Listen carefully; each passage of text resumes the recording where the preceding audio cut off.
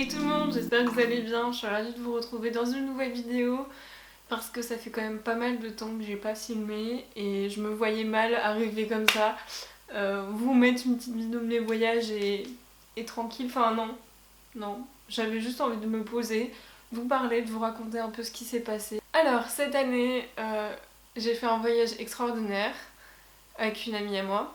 On est parti à deux, on a fait Interrail pendant 15 jours. Je vais vous donner le détail des vidéos que je vais faire sur ce sujet-là. Au moins vous aurez un aperçu et voilà, c'est un sujet qui me passionne donc tant qu'à faire, autant vous partager ça. Premièrement, c'est de vous mettre en vidéo à peu près tout ce que on a pu voir, etc.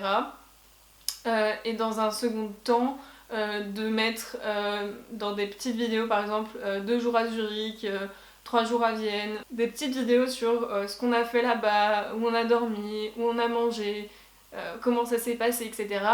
Voilà, pour vous raconter un peu la vie, enfin comment était notre vie à ce moment-là. Je vais commencer par le premier point dont j'ai envie d'aborder, c'est comment nous est venue cette idée-là. L'an dernier, on est parti une semaine à Madrid ensemble. Ça s'est très très bien passé et on avait pour idée d'aller en Pologne parce que la Pologne nous tentait vraiment, la vie est pas trop chère, ça avait l'air super bien. Donc on s'est dit pourquoi pas. Et au fur et à mesure, on s'est dit mais ça serait chouette de pouvoir faire un petit trajet, etc. Pourquoi pas faire un Interrail. En plus, moi j'en avais déjà entendu parler, elle aussi, enfin voilà. Pour nous, ça devenait limite une évidence de devoir faire ça, de faire un petit trajet et tout. Après, ça a été compliqué en effet de choisir les villes sur lesquelles on devait passer. Mais on avait une première idée, c'était d'aller en Pologne. Et alors, soit le premier choix, le plus simple, aurait été de prendre l'avion et de reprendre le train entre Varsovie et Cracovie, parce que c'était les deux villes qu'on voulait faire. Ou sinon, bah voilà, notre périple un peu plus compliqué, le choix d'Interrail. Pour plus d'informations sur Interrail, je vous mettrai des trucs en barre d'infos, mais si on vit en Europe, on peut prendre le train dans toute l'Europe et on a juste des réservations à faire. Il y a certains trains dont il n'y a pas besoin de réservation, il y a juste à les écrire sur son pass. En choisissant son pass, on a vraiment pas mal d'options. Nous, on a choisi l'option de prendre 7 jours de trajet sur un mois. On aurait très bien pu prendre sur une période de 15 jours avec moins de jours de trajet, mais on voulait faire plusieurs villes dans un premier temps. On s'est aussi dit que si jamais on avait un problème et qu'on ne veut pas rentrer au bout de 15 jours, on devait rentrer au bout de par exemple 18 ou 20 jours, c'était plus possible avec ce type de passe-là, en tout cas du moins on avait plus de liberté, plus d'espace pour partir. Un truc important aussi, évidemment, c'est de partir avec une bonne personne avec qui vous allez vous entendre, que vous allez supporter et qui va vous supporter. Moi, je trouve que c'est encore plus compliqué dans ce genre d'aventure-là. On a besoin de serrer les coudes pour pouvoir avancer. Il y a beaucoup de fatigue, je trouve. En tout cas, nous, on a ressenti beaucoup de fatigue. On était au bout du rouleau, il y a des moments.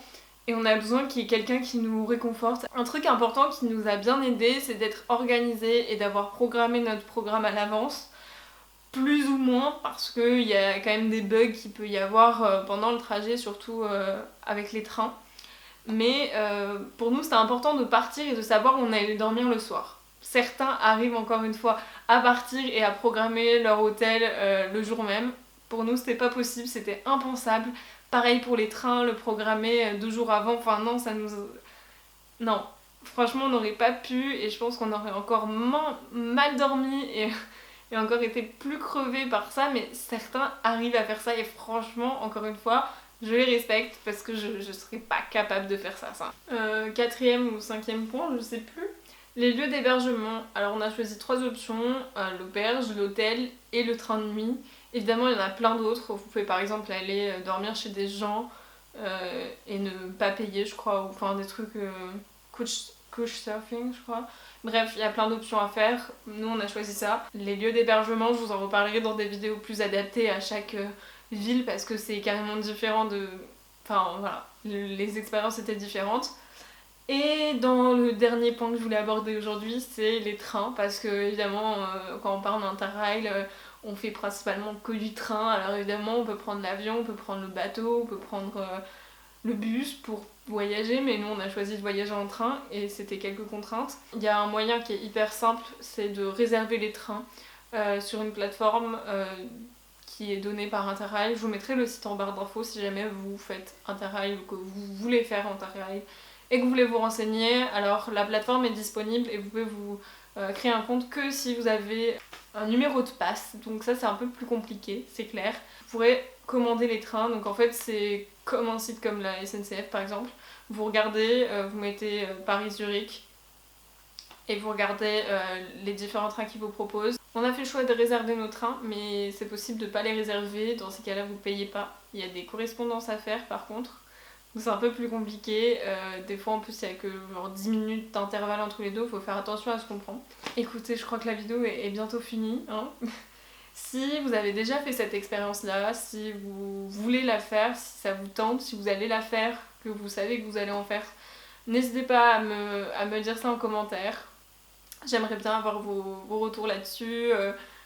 Voilà, si ça vous intéresse d'avoir des vidéos là-dessus, en tout cas moi je suis ravie de refaire des vidéos et surtout de parler de cette aventure-là parce que franchement c'était fatigant mais c'était quand même trop bien. Donc voilà, je fais de gros bisous, merci de m'avoir suivi, n'hésitez pas à me rejoindre sur les réseaux sociaux que je vous laisse ici et à bientôt. Bye.